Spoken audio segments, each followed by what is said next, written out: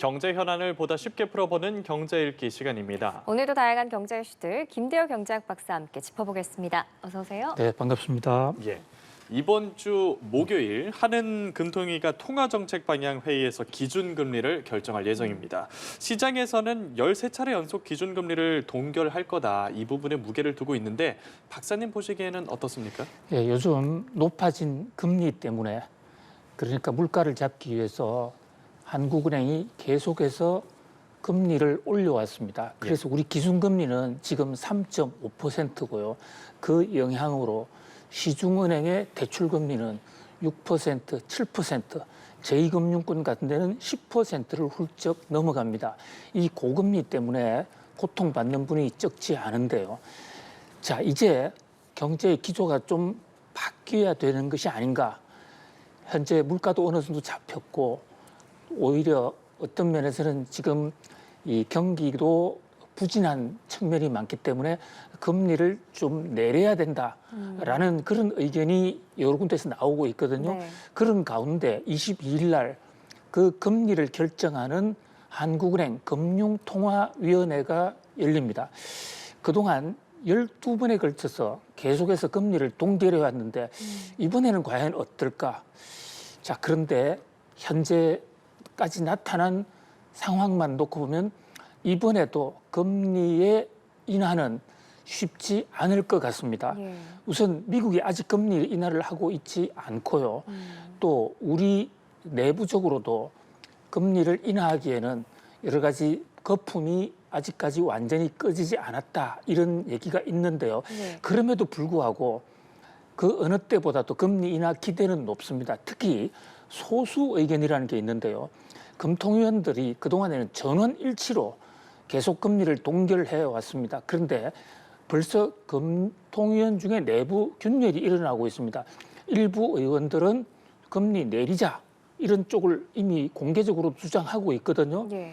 그런 면에서 금통위원 중에 단 한 명이라도 소수 의견으로 금리를 내리자라는 의견이 나온다면 이것은 그동안 경제를 압박해왔던 고금리에서 이제 저금리로 가는 중대한 변곡점이 될 것이다. 그런 점에서 금융시장에서는 이 소수 의견, 금리 인하 시그널이 나오느냐 이것을 아주 주목하고 있다고 보겠습니다. 네, 한은의 고민이 정말 깊을 것 같아요. 내수도 생각해야 되고 지금 폭염 때문에 물가도 불안한 데다 가계대출도 줄지 않고 있는 실정이잖아요. 그럼 이 시점에서 금리 조기 인하의 가장 큰 걸림돌은 뭐라고 보세요? 예, 한마디로 금리를 내리기 어려운 사정은 현재 이 가계 대출이 굉장히 폭발적으로 늘어나고 있기 때문에요. 대출이 늘어나면 당연히 금리를 올려서 대출이 더 이상 늘어나지 않도록 하는 것이 경제학 원론의 기초 중에 기초입니다. 예. 그런데 지금 대출이 늘어나고 있는데 금리를 내린다? 이 대목은 금융당국으로서는 이론에 맞지 않기 때문에 상당히 곤혹스럽고요. 또 지금 부동산 가격이 이 특정 지역을 중심으로 지금 요동치고 있기 때문에 자칫 한국은행의 구체적인 금리 인하가 이 부동산 폭등에 기름을 부을 수도 있다. 이 대목이 한국은행으로서는 염려가 되는데요. 그러나 그럼에도 불구하고 지금 물가는 분명히 잡혀가고 있습니다. 예. 현재 3%대 이하로 2% 선에서 안착을 하고 있고요. 무엇보다도 지금 자영업자, 특히 우리 경제적 약자들이 이 고금리 때문에 상당한 타격을 받고 있기 때문에 경기 부양이나 아니면 서민 생계를 위해서도 금리를 좀 내려줘야 되지 않느냐. 이 두 가지 고민을 동시에 하는데 이것을 이제 흔히 경제학에서는 서로 다른 방향으로 가는 두 마리 토끼라고 그럽니다. 두 마리 토끼를 한꺼번에 잡기가 너무 어려운 게 방향이 너무 다르거든요. 예. 자, 이 고민이 깊어진 데 있어 여기서 한국은행의 이창용 총재나 다른 금통위원들이 과연 어떤 선택을 할 것인지 우리나라뿐만 아니라 지금 세계가 주목하고 있는 아주 중대 이벤트다 이렇게 볼 수 있겠습니다. 예, 세계가 주목하고 있는 중대 이벤트가 또 하나 있습니다. 한은 금통위 회의 이후에 미국에서 잭슨홀 미팅 등이 열릴 예정인데 여기서 파월 의장이 기조연설에 나서거든요. 금리 인하에 대한 힌트를 좀 들을 수 있을까요? 예, 저 잭슨 홀이라는 건죠. 예. 해발 2,100m 저 산 꼭대기 로키산맥 꼭대기에 있는 휴양지인데요. 산이지만 정상에 올라가면 정말로 평온할 정도로 평평하고 거대한 호수도 있고 아주 살기가 좋습니다.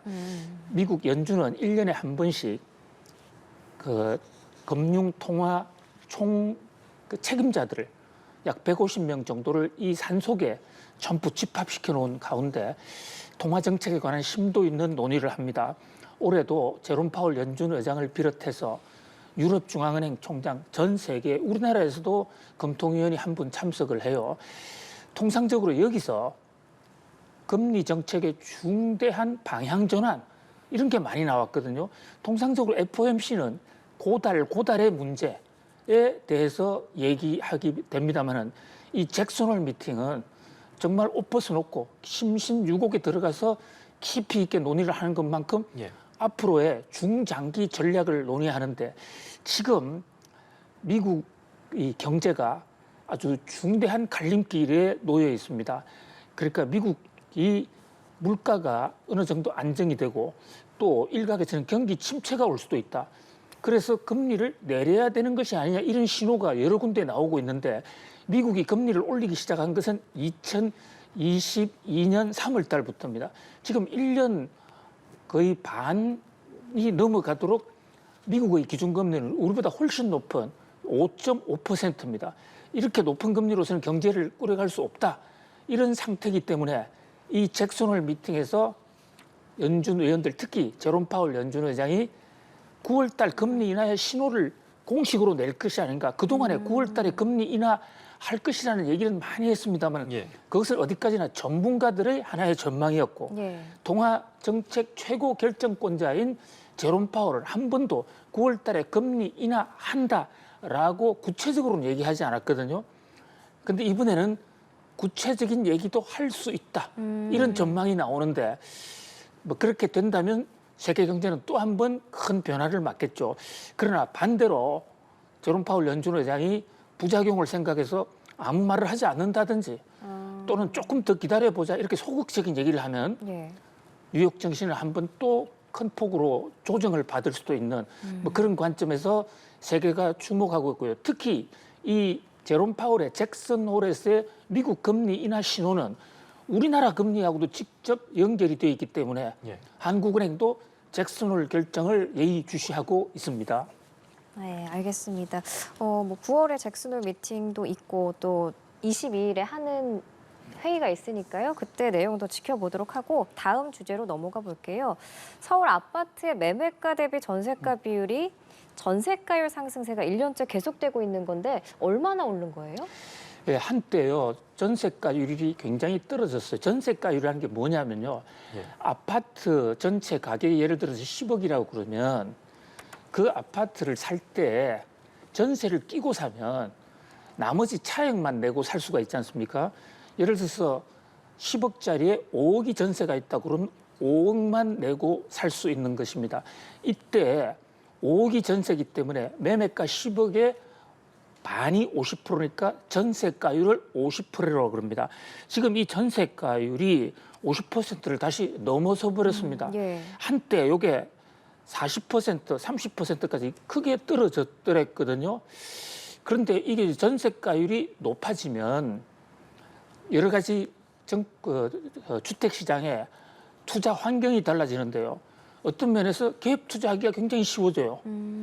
그러니까 전세가율이 높아지면 높아질수록 전세를 끼고 집을 살 때 자기가 실제로 내야 되는 돈이 훨씬 적어지지 않습니까? 예. 그러니까 사람들이 훨씬 쉽게 집을 살 수 있는데 문제는 이렇게 이제 쉽게 집을 샀다가 만약에 가격이 떨어진다거나 이렇게 되면 이제 감당을 못하고 오히려 매매가가 전세가율하고 근접을 하거나 그 밑으로 내려가면 깡통 전세가 생기고 2년 후에 전세를 내줘야 될 경우에 집을 팔아도 전세금을 마련할 수 없기 때문에 주택 대란, 전세 대란이 올 수도 있거든요. 예. 물론 지금 53.9%는 아주 심각하게 높은 수준은 아닌데 저게 한때 40%까지 떨어졌던 것이 53%까지 올랐다. 이런 식으로 계속 오르면 아파트의 갭 투기 붐이 일 수도 있다.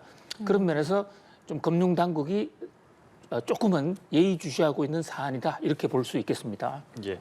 그러면 이게 과거에 있었던 묻지마 투자가 재현될 수 있다라는 지적까지 나오고 있으니까 예의주시뿐만이 아니라 좀 더 구체적인 대책도 필요하지 않을까 싶은데요. 그렇습니다. 이게 지금요 왜 이렇게 전세가율이 높아졌느냐? 한마디로 전세금이 펑펑 뛰었기 때문인데요. 집값 오르는 것보다도 전세금이 더 뛰었습니다. 예. 그러니까 지금 그래프에 보시더라도 올 들어서 1월, 2월, 3월까지만 하더라도 3월까지 전세금이 지금 집값보다도 훨씬 더 많이 올랐어요. 예. 최근에 와서는 좀 느낌이 되지만 올해 들어서 전세금이 더 올랐습니다. 그럼 이 오르는 전세금을 좀 억제하고 누를 필요가 있는데 그렇다면 전세금이 왜 올랐느냐? 이 대목을 예의주시할 필요가 있습니다. 예. 첫 번째, 임대차 2법에 따라서요. 4년 전에 계약갱신 청구권이라는 걸 만들어서 종래에는 2년만 살고 나가야 되는데 계약갱신 청구권을 한 번 더 행사해서 4년까지 살 수 있게 하고 대신에 이 전세금은 5% 이상 올리지 못하는 전세금 상한제를 도입했거든요. 네. 그때 전세금을 상당히 눌렀습니다. 그때는 안정 효과가 있었지만 이제 그 첫 만기가 이번 가을에 돌아오는 거예요. 그러니까 그동안에 전세금을 올리지 못했던 임대인들, 집주인 입장에서는 그동안에 내가 스트레스 많이 받았어. 예. 이번에 정식으로 계약하는 기간에는 왕창 올릴 수밖에 없다. 그리고 앞으로도 4년을 기다려야 된다. 지금이다. 그렇습니다. 그렇기 때문에 지금 앞다투어 전세를 올리고 있고요. 그다음에 또 하나는 지금 빌라가 전세 대란 속에 원금을 못 받는 지금 빌라 사태가 이어지고 있으니까 네. 빌라 쪽에 전세를 잘 안 들어가려고 그래요. 그렇다 보니까 아파트 쪽으로 전세 수요가 몰리다 보니까 가격이 지금 치솟고 있거든요. 네. 이 두 가지가 지금 가장 큰 것으로 보이는데 바로 이 전세 빌라 어떤 사기 사건과 임대차 2법에 따른 전세 계약 청구권의 쇼크를 좀 선제적으로 대처할 필요가 있다 이렇게 볼 수 있겠습니다. 네, 알겠습니다. 마지막으로 요즘 전기차 화재에 대한 우려가 굉장히 큰 상황인데 도로에 주차된 테슬라 차량에서도 화재가 발생했어요. 뭐 원인은 아직 밝혀지지 않았는데 도로에 그냥 주차 중인 상황이었거든요. 이 테슬라는 어떤 배터리를 쓴 거예요? 그렇습니다. 이 테슬라가 쓴 배터리는 일제 파나소닉인데요. 예. 어느 회사 제품이 지금 배터리가 어느 회사 제품이냐 뭐 이것을 떠나서 연이어 이제 전기차 회사도 돌아가면서 사고를 내고 있는데 예. 벤처에서 사고가 크게 나지 않았습니까? 맞습니다. 인천 청라지구. 예. 근데 벤처만 하더라도 우리나라 사람들이 그렇게 많이 갖고 있는 차종은 아니에요. 전기차 차종. 그렇습니다. 예. 전기차 중에서요. 그런데 테슬라는 우리나라 사람들이 가장 많이 소유하고 있는 전기차 점유율 1등이거든요. 예. 예. 이런 차에서 지금 사고가 났다. 이 얘기는 우리 주변에 있는 전기차가 어느 전기차도 안전하지 못하다는 시그널이고 또 앵커님 잘 지적해 주셨지만 원인을 알 수가 없다 이러는데 원인을 알 수 없는 게 더 불안한 겁니다. 원인을 알면 우리가 고칠 수가 있는데 예. 왜 났는지 그동안에는 충전을 많이 할 때 일시적인 과충전에서 폭발이 온다 또는 차를 과속으로 몰았기 때문에 사건이 생길 수도 있다 이런 얘기가 주류를 이루었었는데 네. 이번에는 멀쩡히 용인에서 주차시켜놓고 음식점에 들어서 한참 식사하고 있는데 갑자기 터져버렸단 말이죠. 예. 이제 이것은 전기차가 아직도 안전성을 극복하지 못하고 있다. 그런 면에서 우리가 국가 보조금까지 줘서 전기차 보급 확산하는 것도 좋지만 예. 오히려 그 보조금으로 안전을 확보하는 데 더 노력해야 되지 않을까 이런 문제 제기가 가능하다 볼 수 있겠습니다. 예. 그런데 이 전기차 화재 사고가 우리나라만의 문제가 아니거든요. 지금 포르투갈에서도 공항 인근에 주차됐던 전기차로 인해서 대형 화재 사고가 발생을 했습니다. 그렇습니다. 바로 이제 이 점은 세계적인 문제다고 볼 수가 있는데요. 예. 포르투갈의 리스본이라는 곳이 있습니다. 그 유럽의 관문이에요. 대서양 넘어 미주 대륙으로 가는 관문인데 그 리스본 공항 앞에 렌트카 매장에 차를 세워놓고 비행기를 많이 타고 다니는데 거기서 테슬라 차가 한 대가 터지면서 거기서 일어나는 화재가 인근의 200대 모두 다 전소시켜버리는 사고가 터졌습니다. 예.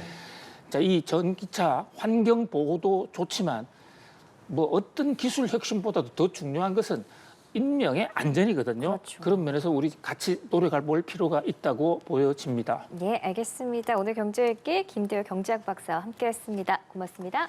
감사합니다.